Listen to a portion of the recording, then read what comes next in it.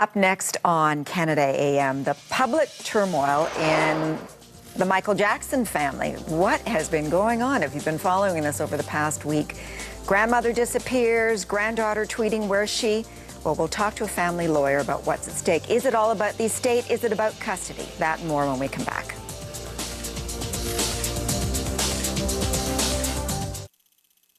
A public rift has been playing out in the media involving the family of Michael Jackson. Until this week, the late singer's mother, Katherine, had been the legal guardian of Michael's children, Paris, Prince, and Blanket.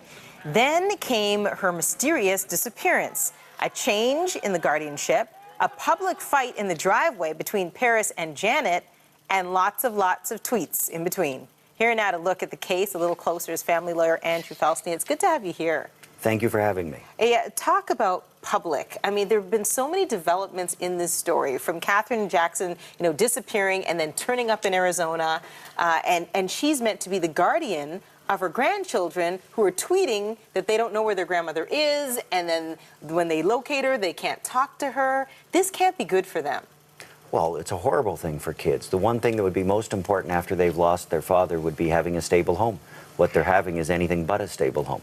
But one would think that's what Michael Jackson tried to create. He said, my mother is going to take care of things. She will be the guardian. But we're seeing all these others step in. Well, the question really is, what's in the best interest of the children?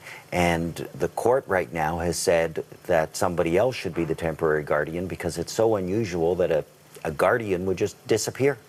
But whoever is the guardian, I guess, gets the money. And there's a lot of money involved here. Well, they don't necessarily get the money, but they get to live in the home that's funded by the money, and the money will fund their lifestyle because they're taking care of the kids. And the other piece of the question with the money is, what happens after the children are adults, and what are they going to do with the money when they're able to control the money? If this person is taking care of the children, are the children then going to be good to them? And the thing about this, because it's the Jackson family, it's so public. There's nothing private about it. And then it's taken up to another level because of social media. And we're seeing, Paris tweeting. We're seeing Michael Jr., Prince Michael, tweeting all sorts of things about his aunt and people he can't trust and family. I mean, all of this is just taken to a whole nother level when you've got social media involved as well, and the world can see. And we're showing the text message right now about him, demanding that they speak to their grandma now. Well, I can understand why kids would want to speak to the guardians, but the problem you have to ask yourself is, why did she disappear? I mean, I think of common sense. Why would any parent just disappear from their child? If a parent is tired or needs a break, what do they usually do? They take a vacation and they tell their kids, I'm going on vacation and this person's going to take care of you. This is just simply bizarre. And then there are all the conspiracy theorists out there who said, well, maybe she didn't just disappear. Maybe another family member took her to Arizona. So then she was, gone.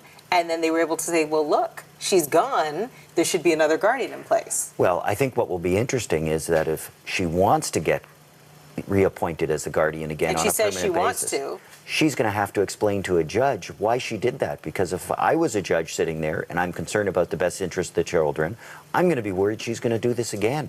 And I'm going to want a really good reason to understand why it happened and why it won't happen again in the future. Your professional opinion, what does this family need? What do they need to do? Well, the real problem here is what they need is to not behave in such a dysfunctional way. The problem is that even realistic? Is that a realistic possibility? You're looking at what's best for these kids, and I tend to think it's who's going to cause the least amount of damage in this situation. Because from what you see, what has been positive for these kids? Not much. All right. Thank you so much. Appreciate you being here. Coming up on Canada AM in 15 minutes, how do older Olympians do it?